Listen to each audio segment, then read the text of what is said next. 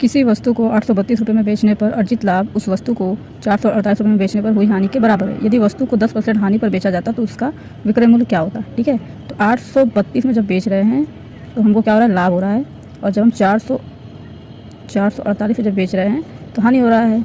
ठीक है, तो ये हमारा प्रॉफिट हो गया, ये होगा लॉस। ठीक, यहाँ पर रही होगी हमारी CP।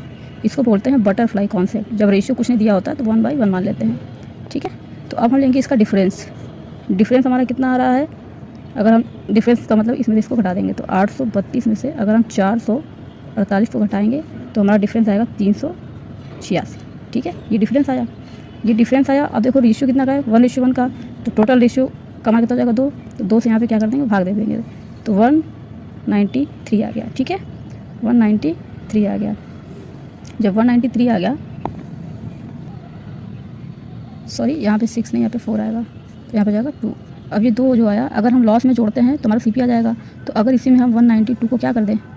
जोड़ दें तो हमारा मान कितना आएगा? 640। ठीक है, 640 आ गया।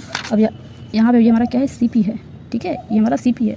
अब CP कह रहा है कि अगर हम 10% की हानि पर बेचें इसको, तो मतलब 640 की वस्तु थी, मान लो ये 100 की वस्तु थी, 10 की हानि हो गई, मतलब 90 की हो गई।